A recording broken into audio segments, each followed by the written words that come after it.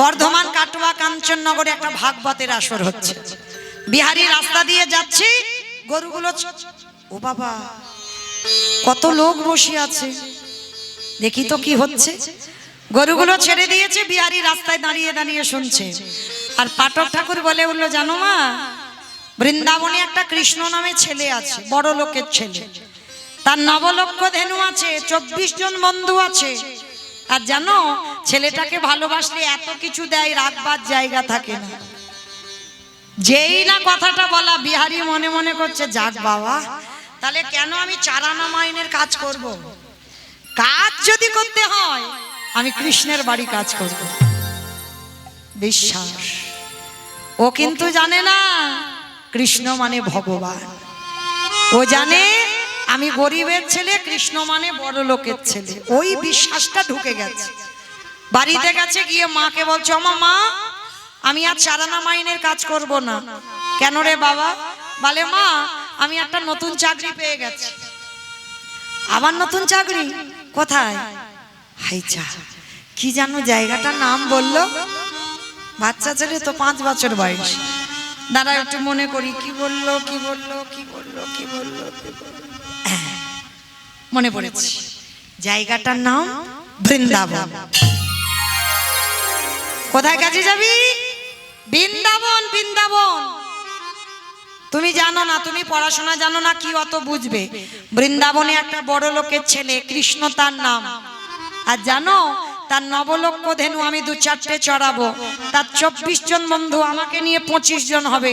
আর জানো মা, তাকে নাকি ভালোবাসলে কিছু চাইতে লাগে না, এত কিছু দেয়, বাড়ি রাখবার জায়গা থাকে না। ও মামা, বলো না আমি ভালো করিনি? মা খিলখিল করে হেসে উঠেছে, কিরম পাগল ছেলে দেখেছো? ওইটা তো লীলার কথা। কৃষ্ণ আর বৃন্দাবনে থাকে না। 125 বছর বয়সে জরা ব্যাধির তীরে তিনি দেহত্যাগ করেছেন। না, তুমি জানো না কৃষ্ণ বৃন্দাবনে আছি আছি। কি জ্বালায় পড়েছি বলো দিনি এই ছেলেটার পাল্লায় পড়ে। এই, তুই কি বলছিস? তোর মা মিথ্যা বলছে? বলে, হ্যাঁ মিথ্যা বলছো। ঠিক আছে, যে পাঠক ঠাকুরের মুখে শুনেছিস তার কাছে যা। সে যদি বলে বৃন্দাবনে কৃষ্ণ আছে, তাহলে তুই চলে যাবি কাজে। আর সে যদি বলে না, ওটা লীলা, আমার ছেলে আমার কাছে আসবি। বলে ঠিক আছে, তাহলে গিয়ে দেখি। ছুটে গেল বিহারি, সেই যেখানে পাঠ হচ্ছিল কাটোয়া কাঞ্চননগরে। গিয়ে ডাক দিয়েছে, ঠাকুর মশাই বেরিয়ে এসো। সত্যি করে বলো, কালকে তুমি এখানে বসে বলনি বৃন্দাবনে কৃষ্ণ নামে একটা ছেলে আছে? হ্যাঁ বলেছি। তুমি বলনি তার 9 লক্ষ ধেনু আছে? হ্যাঁ বলেছি। তুমি বলনি তার 24 জন বন্ধু আছে? হ্যাঁ বলেছি। তুমি বলনি তাকে ভালোবাসলে এত কিছু দেবে, রাখবার জায়গা থাকে না বাড়িতে? বলো, বলনি? হ্যাঁ বলেছি। তা কি হয়েছে? তুমি জানো যে বাড়িতে আমি কাজ করছিলাম, ওই কাজ ছেড়ে দিয়েছি তোমার মুখের কথা শুনে। কিন্তু জানো, আমার মাকে বললাম, আমার মা বলছে ওইটা নাকি লীলা। কৃষ্ণ নাকি 125 বছর বয়সে দেহত্যাগ করেছে। তুমি বলো না গো, সত্যি কি কৃষ্ণ আর বৃন্দাবনে থাকে না? আমার মার দুঃখ মোচন করব, আমি কৃষ্ণের বাড়ি কাজ করে আমার মার কষ্ট মোচন করব। পাঠক ঠাকুরের চোখে এলো জল। আমি এতদিন ভাগবত পড়ছি, আমার এতটুকু বিশ্বাস আসে না। আর এইটুকু দুধের বালক, এর এত বিশ্বাস। তাহলে একে যদি সত্যিটা বলে দিই যে বৃন্দাবনে কৃষ্ণ আর নেই, তাহলে তোর বিশ্বাস চলে যাবে। না না না, এমন একটা কথা বলবো যেটা সত্যি নয় আর যেটা মিথ্যা নয়। তাহলে কিরকম কায়দা করে কথা বলতে হবে যেটা সত্যি নয় আর মিথ্যা নয়? ওরে বিহারি রে, ওরে আমার ডাকে আমার কৃষ্ণ, বৃন্দাবনে নতুন করে লীলা করবে না। কিন্তু তোরে প্রেমে, তোরে ভালোবাসার জোরে আমার কৃষ্ণকে নতুন করে ওই ব্রজধামে লীলা করিতে হবে। ওরে বিহারি,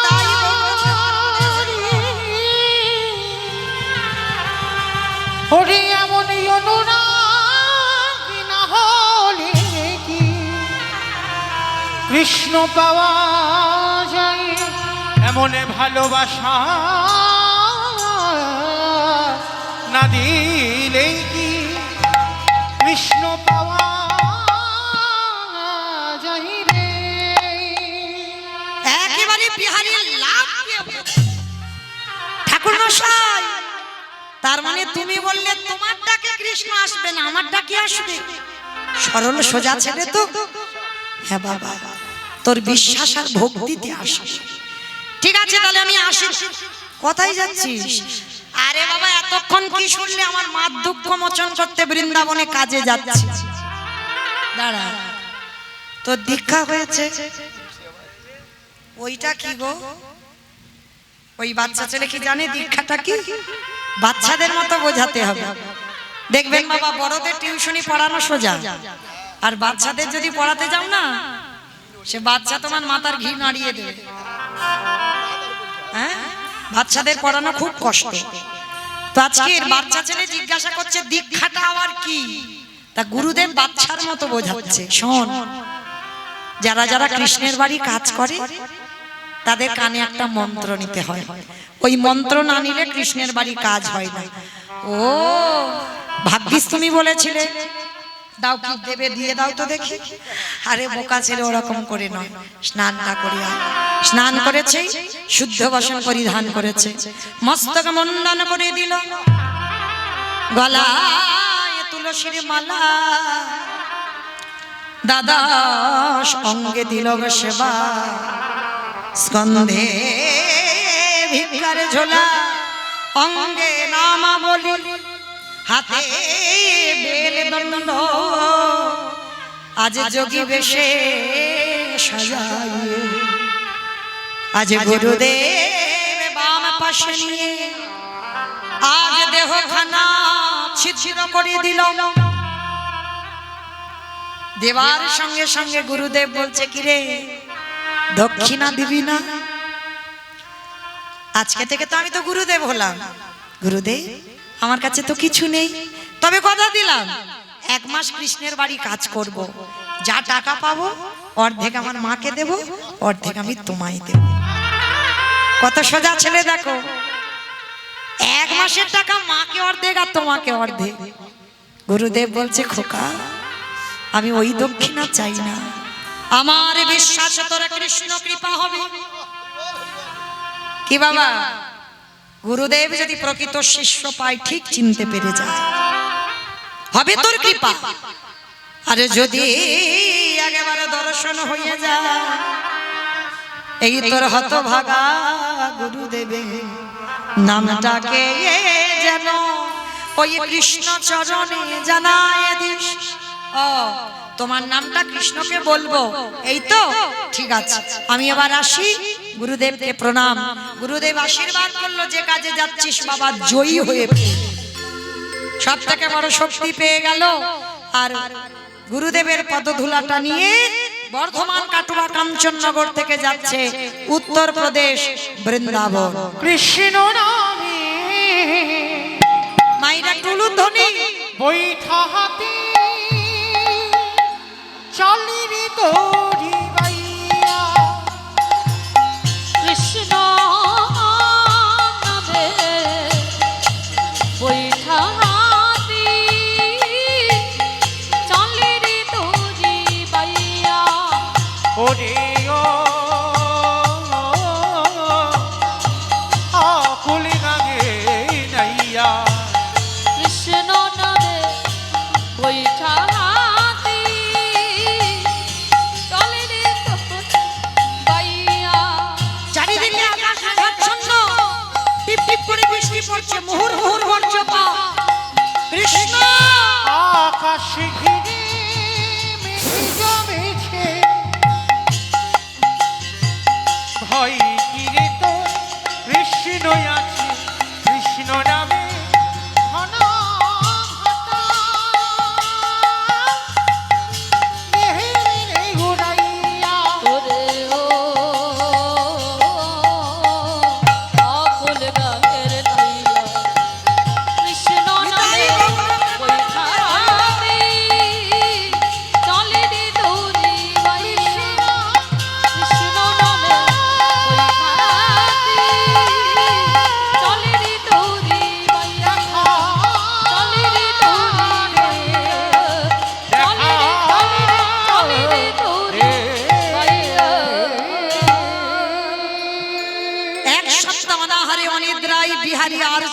পারে না। যখনই চরণটা দিয়েছে চরণে কণ্ঠকে বিধিগ্ন হলো, কৃষ্ণ তোর কাছে যেতে গেলে এত যদি কষ্ট হয়, জ্বালা হয়, যন্ত্রণা হয়, একেবারে যদি আমি জানতে পারতাম আমি কোনোদিন তোর কাছে যেতাম না। দেখা দে, দেখা দে, দেখা দে, দেখা দে। ওরে কৃষ্ণ রে,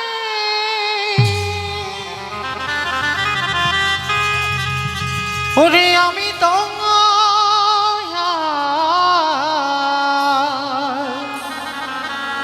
চলিতে পারি না। দেখা দি কৃষ্ণ রে, দেখা দি, দেখা দি,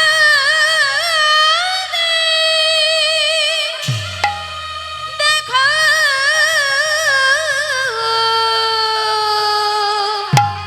দেখা দি রে, দেখা দে। অনাহারে অনিদ্রায় চলতে চলতে হাঁটতে হাঁটতে অচৈতন্য হয়ে পড়ে গেল। আর যেই ছেলে অচৈতন্য হলো, চেতন সত্তা ভগবান আর থাকতে পারলো না। দেহ তো শুদ্ধ হয়ে গেছে বাবা, আর বাধা নেই। ভগবান মন্দিরে পাথর রূপ ত্যাগ করে বন্ধু রূপ ধারণ করে এসেছে। বিহারী কে? আমি তোর বন্ধু।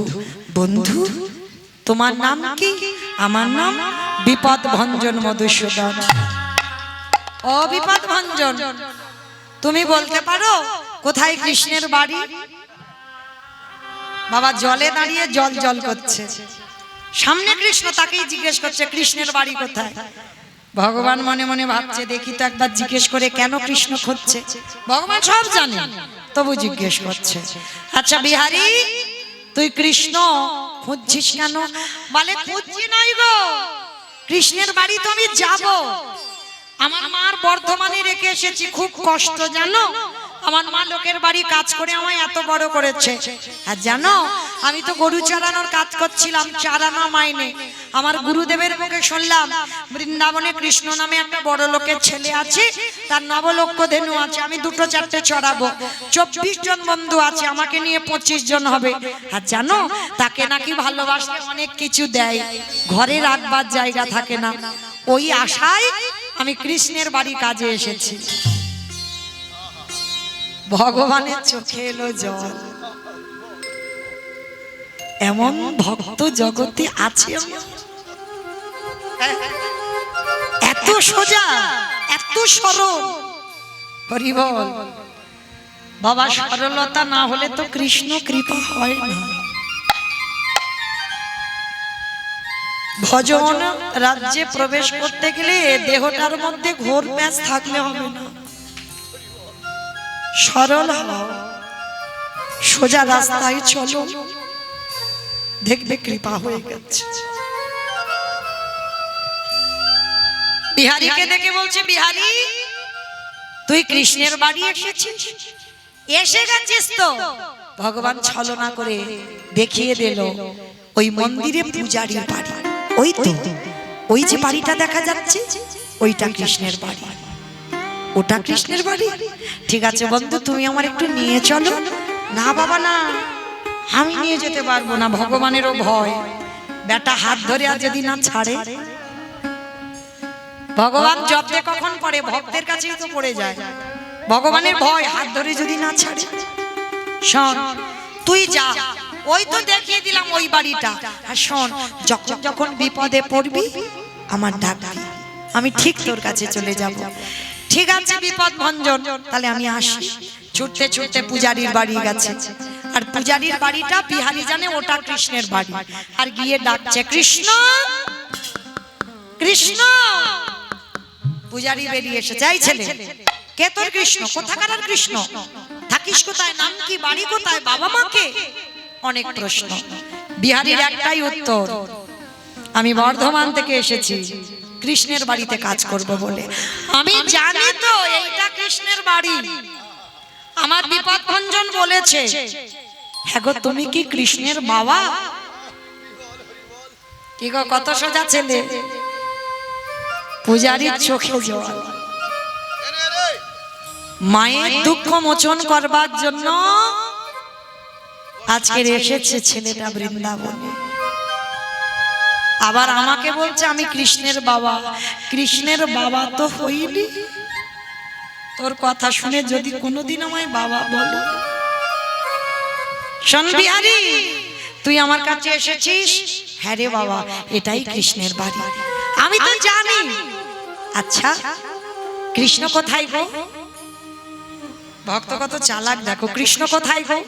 বলে শোন, আমার একটা নিজের ছেলে আছে যার নাম গোপাল, তুই আজকে থেকে আমার পালিত ছেলে হলি বিহারী লাল। আর কৃষ্ণ আমার ছেলে, তবে ওকে হঠাৎ দেখা যায় না, অনেক সাধনা করতে হয়, তবে ও সামনে এসে দাঁড়ায়। ও তাহলে তুমি বাবা, তাহলে তোমারও সাধনা করতে হয়? বলে হ্যাঁ, আমি সাধনা না করলে আমার কাছে আসেই না। ও ঠিক আছে ঠিক আছে, তুমি চিন্তা করো না, আমি এমন সাধনা করবো আমার একটা ডাকে ও ছুটে আসবে। এই বিহারী রাস্তায় হয়ে গেল, প্রতিদিন মাঠে মাঠে গরু চড়ায়। এবার বিহারীর মাথার বুদ্ধিটা একটু খুলেছে। মা কিরকম, মানে সোজা সরল ছেলে, কিন্তু বুদ্ধিটা কিরকম খুলেছে। আচ্ছা আমার গুরুদেব তো বললো কৃষ্ণের নবলক্ষ ধেনে, কৃষ্ণের 24 জন বন্ধু, তাহলে তারা কই? আমি একা মাঠে গরু চড়াচ্ছি কেন, দুটা চারটে গরু নিয়ে? ও বাবা তো বললো ওকে নাকি খুব করে ডাকতে হয়। ওই দেখি তো একবার ডেকে, প্রখর তাপ, প্রখর রোদ, আর সেই রোদের মাঝখানে মাঠে দাঁড়িয়ে ডাকছে মাধব ব্রজ মোহন শ্যাম সুন্দর ধারি সুন্দর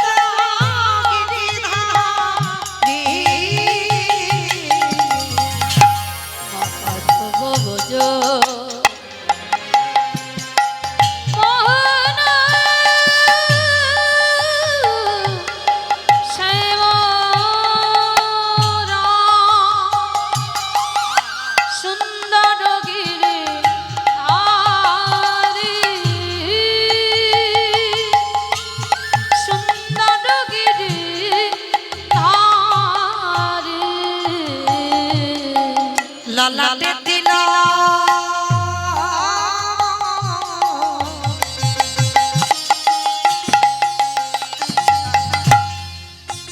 ময়ূর পাখা,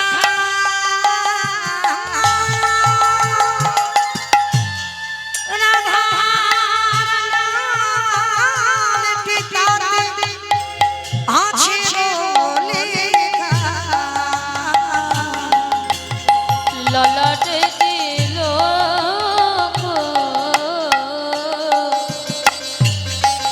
ময়ূর আঁখা,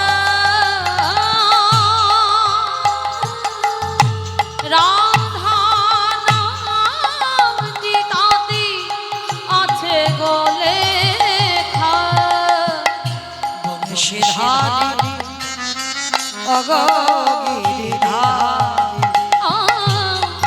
বংশী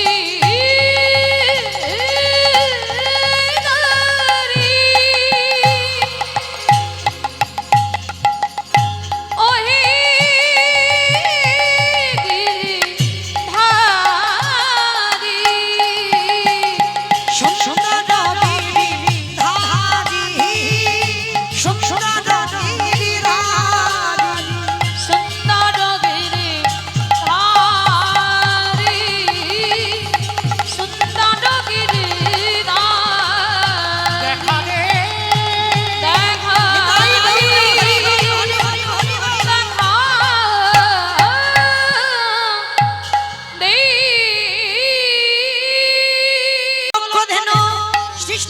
24 জন বন্ধ, আর ভগবান মাঠের মাঝখানে দাঁড়িয়ে হাতে বাঁশিটা নিয়ে মুরলি বাদন করে। উলুধ্বনি উলুধ্বনি উলুধ্বনি।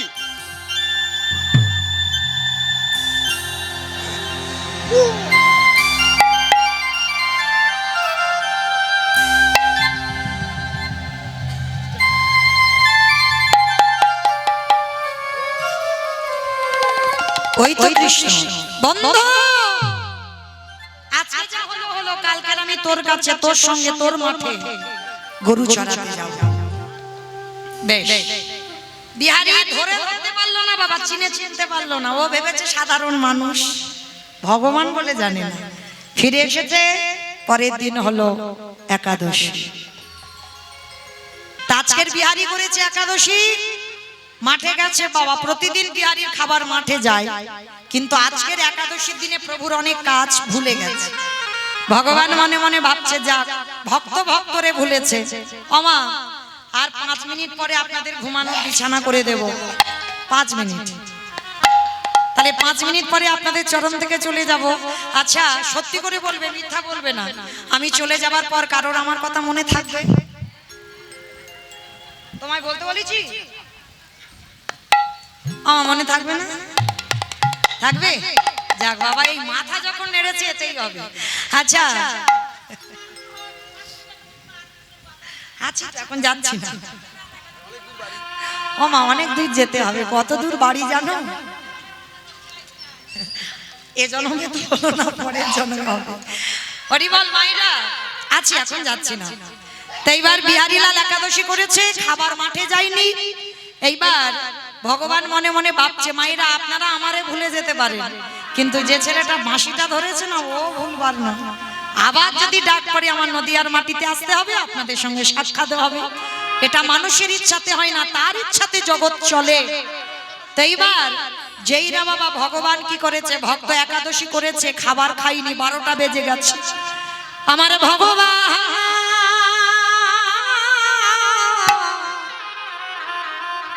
আজ ভক্তের লাগে ভগবান খাবার নিয়ে যেই না বিহারীর কাছে গিয়ে দাঁড়াইছে,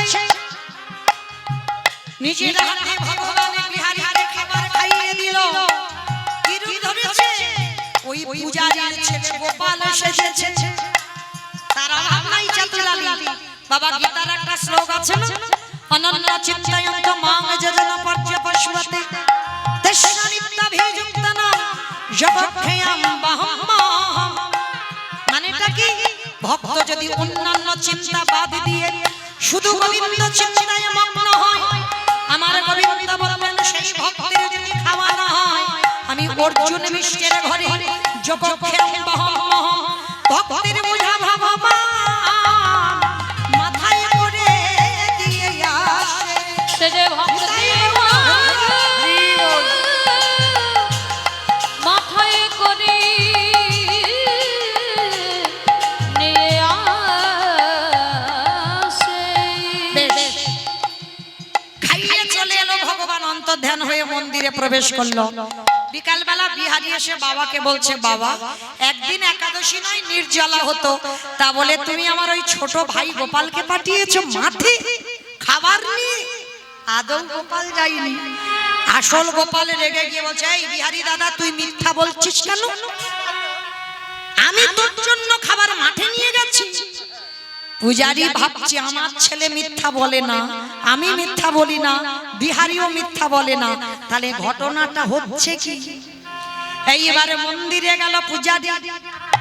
যেই না দরজা খুলেছে, দরজা খুলে দেখে না ভগবান গোপবেশ্বরে বেণুবর শ্যাম নব কৈশোর নটবর।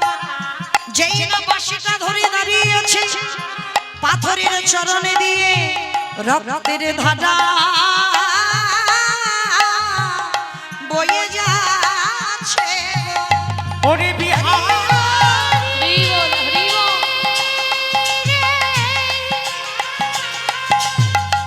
ওরে জগতে সবাই আমায় ভালোবাসে, কিন্তু তোর মতো করে আমার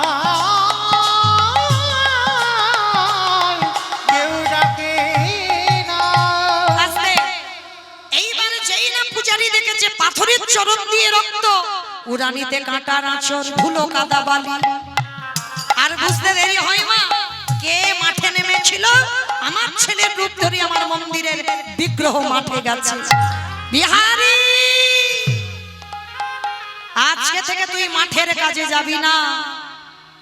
বাবা, আমি মাঠে না গেলে তো মাইনে পাবো না, আমার মা দুঃখ মোচন হবে না। না বাবা, মাইনে তো দেব, তুই বুঝবি না, তোর জন্য মাসি বিগ্রহ মাঠে নেমেছিল। আজকে থেকে তুই মন্দিরের দারোয়ান হবি। চাকরির প্রমোশন হলো, মাইনে বাড়লো।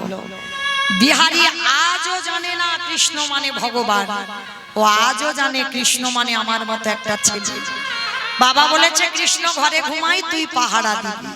পাহারাদার হয়ে দাঁড়িয়ে আছে বিহারী। গভীর রাত, একটা বুড়ো বুড়ি এসে বলছে বিহারী দরজা ছেড়ে দে, ভিতরে যাব। বিহারী বলছে বুড়ো ওখানে বসো, এখন যাওয়া যাবে না। আবার আধা ঘন্টা পর 8 জন মেয়ে এসে বলছে বিহারী দরজা ছেড়ে দে, ভিতরে যাব। ছি ছি ছি ছি ছি, তোমাদের লজ্জা করে না? তোমাদের সব শীতেতে সিঁদুর, হাতে শাখা, মানে পরস্ত্রী। তোমাদের স্বামী আছে, আর স্বামী থাকা সত্ত্বেও এই রাত্রিবেলা একটা পরপুরুষের সঙ্গে দেখা করতে এসেছো?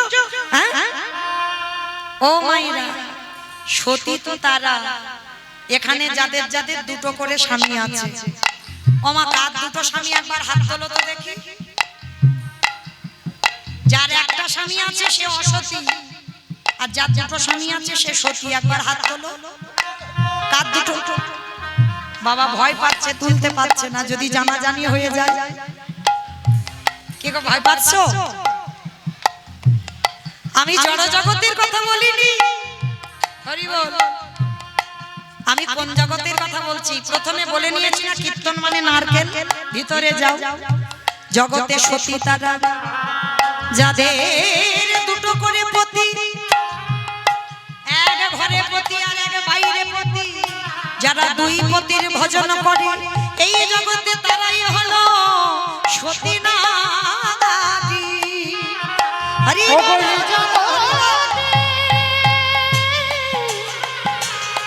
তারা হলো সতী নারী। আস্তে, এটা আমার কথা নয় বাবা, আপনারা যেন ভুল বুঝবেন না। রাসমঞ্চে মুরলীর ধ্বনি হলো জীবাত্মা পরমাত্মার মিলন হচ্ছে রাস।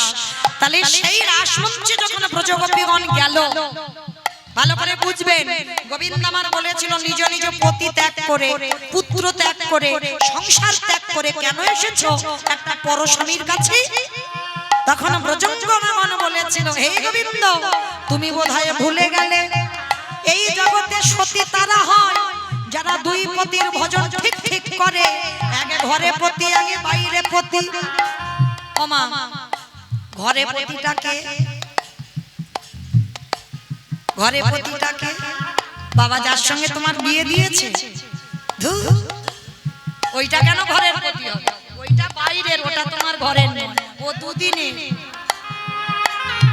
তুমি হেসো না, তুমি আমার ঘরের পতি নয়।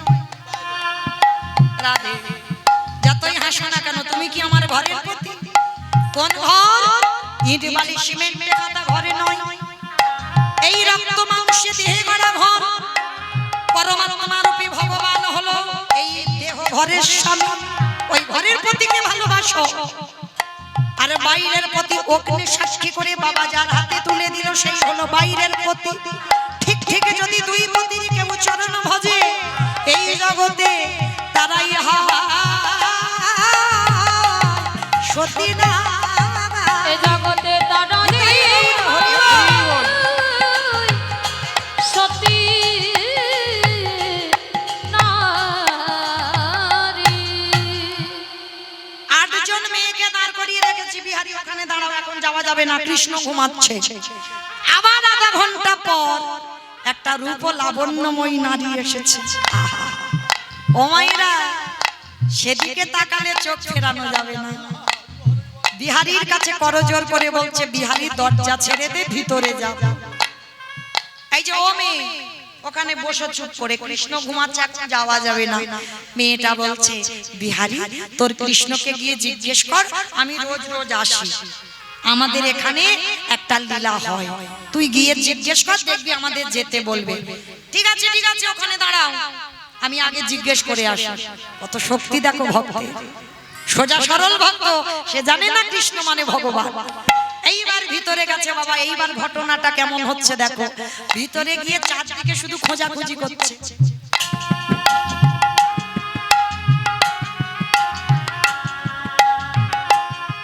কোথায় গেল বলো তো?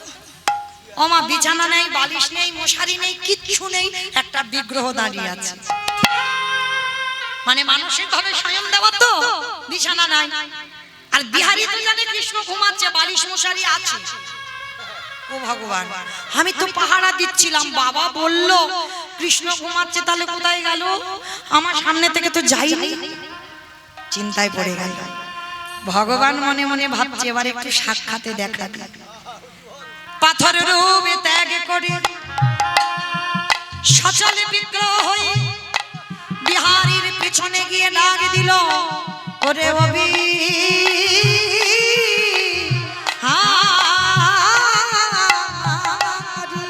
ওরে বিহারী একেবারে আমার পানে সেই রে, যেই না বলেছে বিহারী আমার পানে চেয়ে দেখ, বিহারী ও মা, কে তুমি? কৃষ্ণ? আরে আমি আবার কি হব, আমি তোর বন্ধু কৃষ্ণ। ধুর, তুমি আমার বন্ধু হবে কেন? তুমি তো ভগবান, তুমি তো আমার বন্ধু নয়, আমার বন্ধু কৃষ্ণ কই? ওরে বোকা, যে যেমন ভাবে আমায় ভালোবাসে, কেউ যদি বলে বন্ধু হয়ে যাই বন্ধু, কেউ যদি বলে পুত্র হয়ে যাই পুত্র, কেউ যদি বলে পতি হয়ে যাই পতি, কেউ কেউ যদি বলে চরণের দাস হয়ে যাই চরণের দাস, কেউ যদি বলে ঘরের দারোয়ান হয়ে যাই বলি রাজার মতো তার ঘরে দারো। আমি হয়ে যাই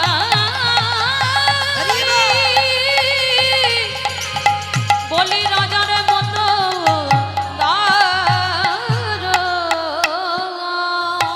চরণ ধরে বলে যাই মা, জীবনে বিগ্রহকে কাঠ খড় মাটি পাথর পিতল পিকচার ভাববেন না।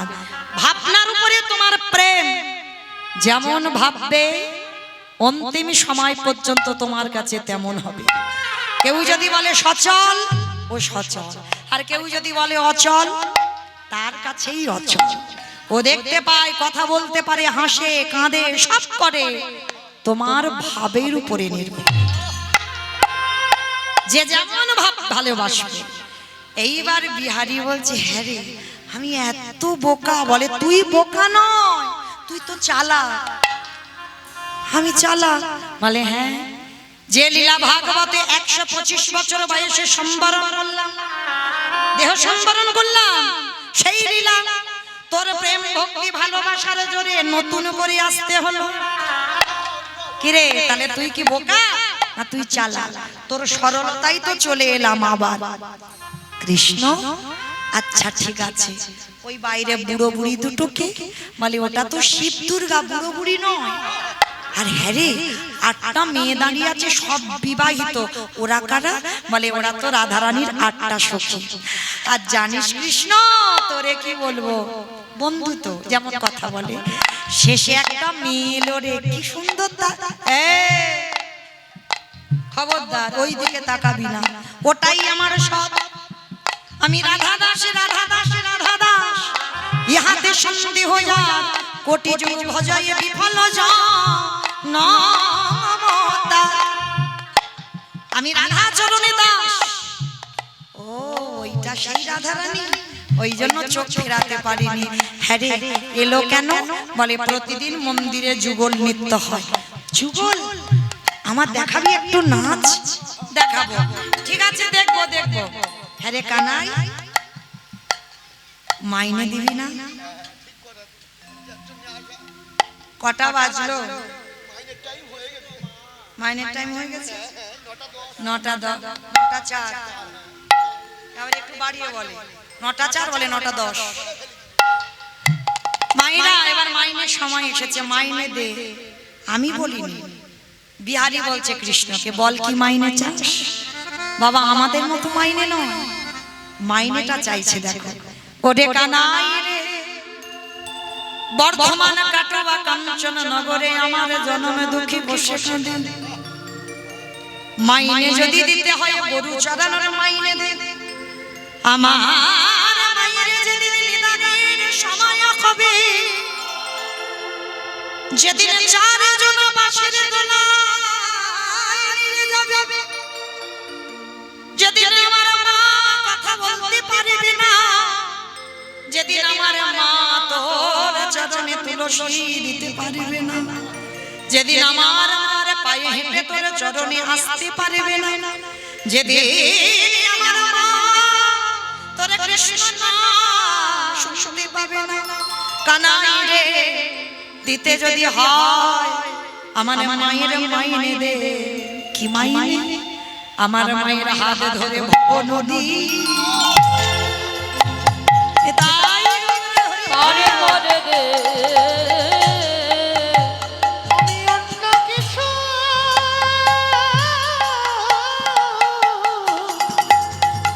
চাহি না রে। হাত ধরে ভব নদী পার করে দে। তথাস্তু তাই দিলাম। আর কি চাস কানাই? প্রথম তোটা গরু চড়ানোর, আর মন্দিরে যে দারোয়ান হয়েছিলাম একটু বেশি দিতে হবে। কি চাস? যারে জন্য তোরে দেখা পেলাম।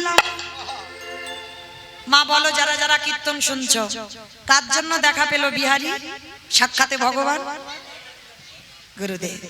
দেহ শুদ্ধ না হলে ভবনদী পার হতে পারবে না, কৃষ্ণ প্রাপ্তি হবে না। এইবার গুরুদেব দক্ষিণা চেয়েছিল তো, কি বলেছিল?